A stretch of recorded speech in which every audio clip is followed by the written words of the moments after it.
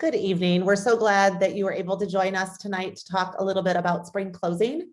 We are recording, and so you'll be able to look at this information if you need to after the session. So for those of you that I haven't had a chance to meet, my name is Jill Engelhelman. I'm the Director of Residential Life. I've been here just about 10 months, and I'm rounding out my experience of things that I'm doing for the first time with spring closing. So really excited that we've made it this year, and we are ready to get ready for our summer break and then get ready for next year as well. First of all, we have our move out schedule for undergraduates that are not participating in commencement. So this is someone who is not actually graduating. Residence halls close on Saturday, May 15th at noon. If they are not participating in commencement, they have to move out 24 hours after their last final or by Saturday at noon, whichever comes first. We do that intentionally just so that we stagger people that are here and so that we don't have too many people trying to move out at the same time. For those that are graduating, and congratulations, it's a little bit different for each of the students that are participating in different ceremonies. So if students are graduating on Saturday, May 15th at either 8:30 in the morning or 2 p.m., they must move out by 8 p.m. that night. If they are part of the ceremony that is at 7:30 that night, we recognize it'll be too late to move out that evening, and they need to be out by noon the next day. And if they are graduating on Sunday, at either of those times, they have to be out by 8 p.m. that night. Procedures, if you are participating in commencement, you do not need to do this, but if you aren't, you will need to sign up for a 2-hour move out time slot. And that is so that we are able to stagger our students and make sure that we don't have too many people in and out of the building at the same time. There will be time slots from Saturday, May 8th through Friday, May 14th. They run from 8 in the morning until 9 o'clock at night. And then on Saturday, May 15th from 8 a.m. until noon.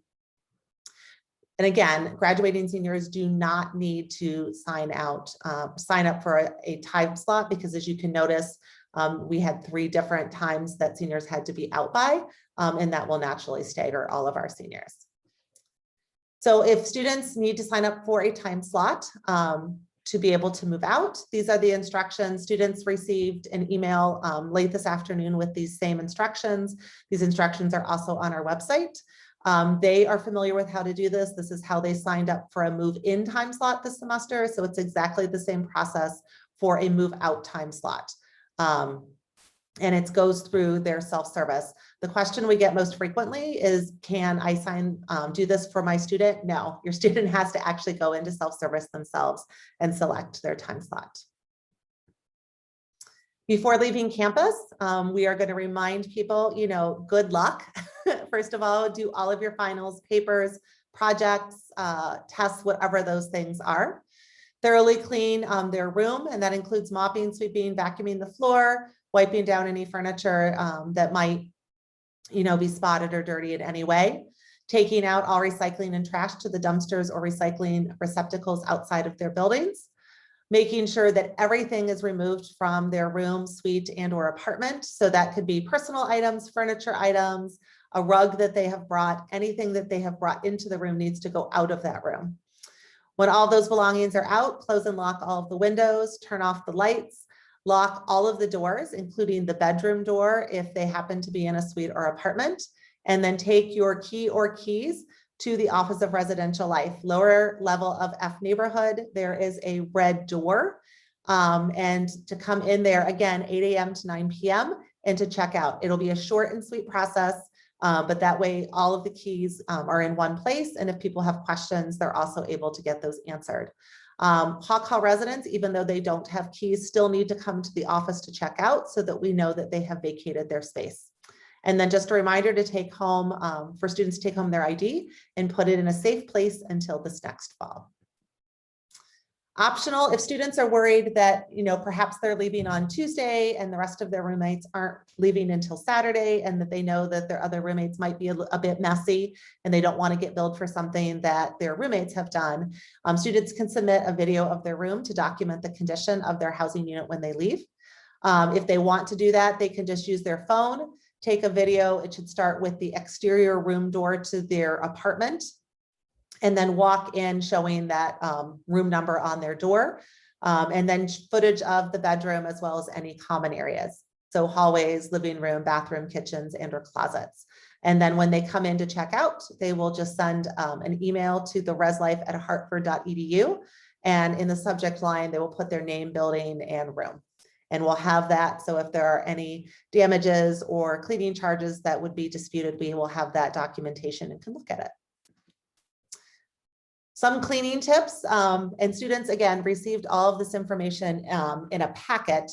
The sign-up information they received earlier today, but the cleaning tips and different things along those lines they received as part of an email they got yesterday.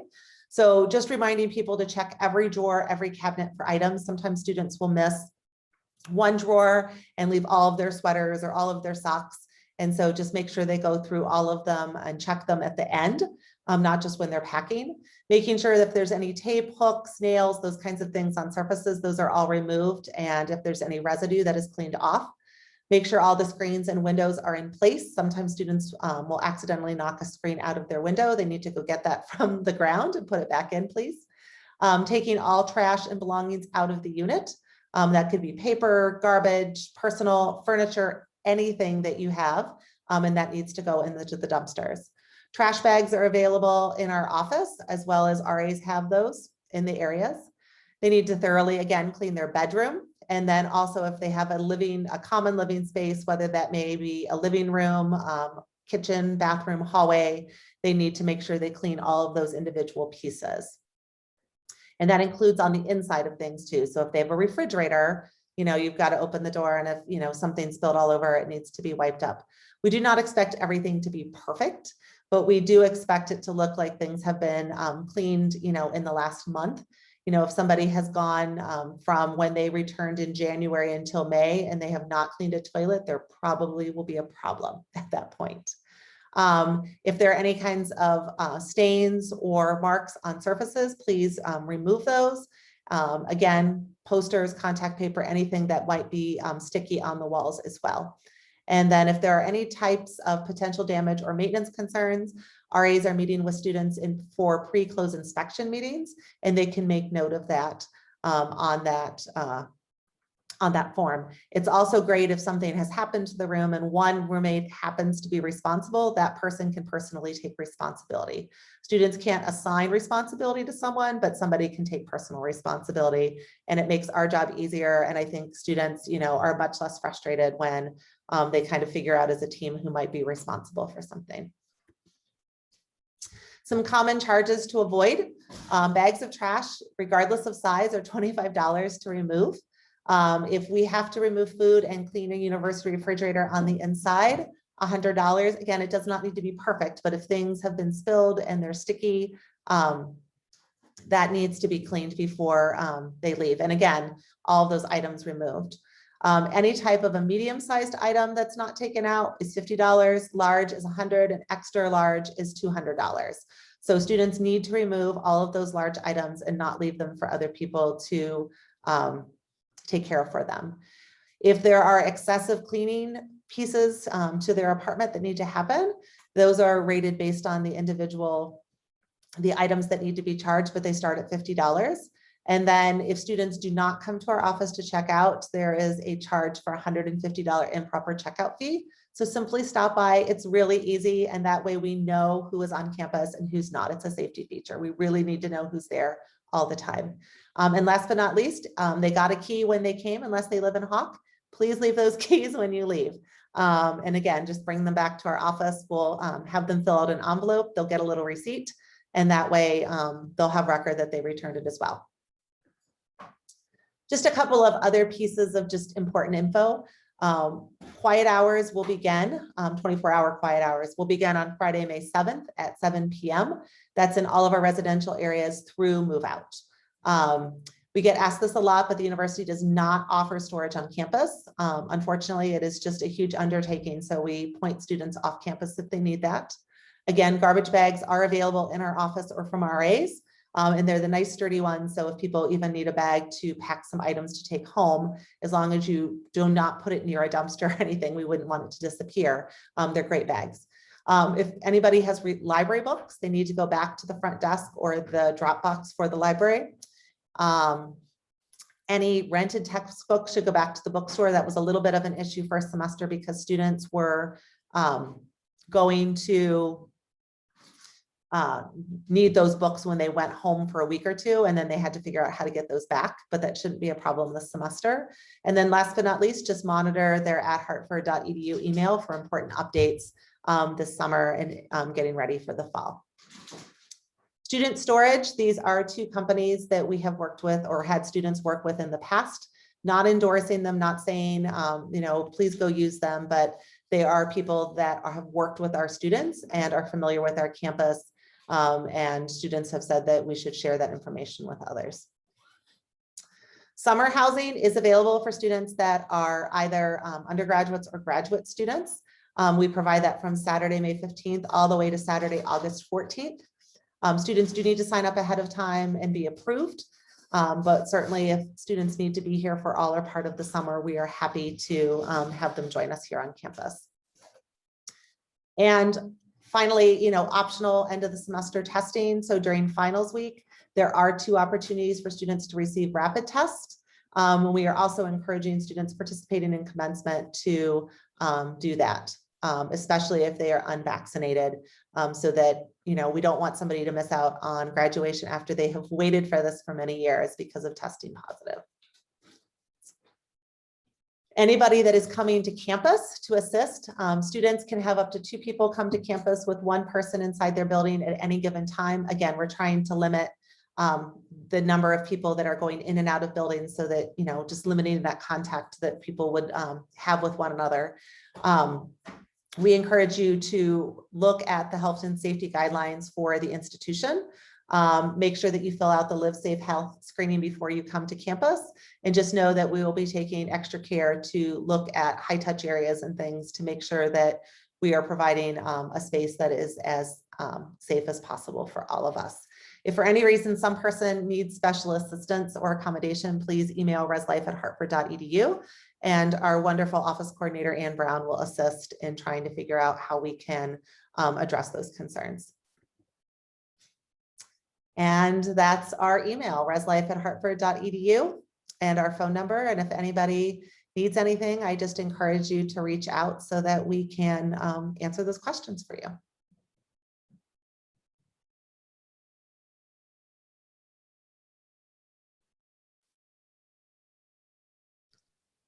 Thanks, Jill. I think that was a great, very concise presentation of making sure everybody has all the facts that they need for move out and all the closing procedures.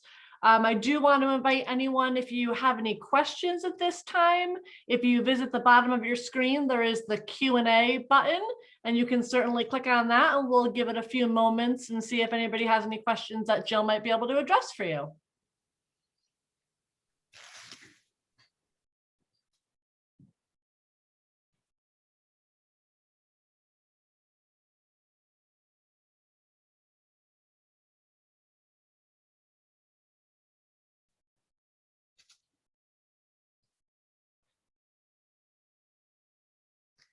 Well, we really appreciate people taking the time to come this evening, and we will continue to provide information. Again, this was recorded, and all this information is also on the website.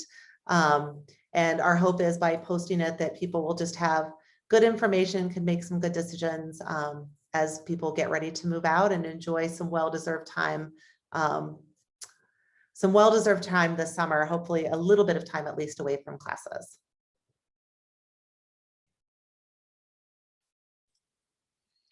So I'm not seeing any questions come in at this time, Jill. So it looks like you might have done a great job giving them all the information they needed. And like you said, it has been recorded and will be posted likely at some point in time tomorrow for everyone to see. So I think we might be all set. And again, thank you everyone for joining us this evening. I hope you have a great rest of your evening, and congratulations for getting through this year. And we look forward to seeing you in the future. Thank you. And thank you, Jill. Good night. Thanks, Julie.